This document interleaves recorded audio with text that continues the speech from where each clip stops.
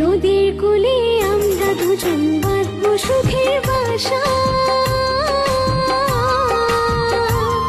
আমার আশার বাসা ভাইঙ্গা দিয়া কইরো না নিরাশা।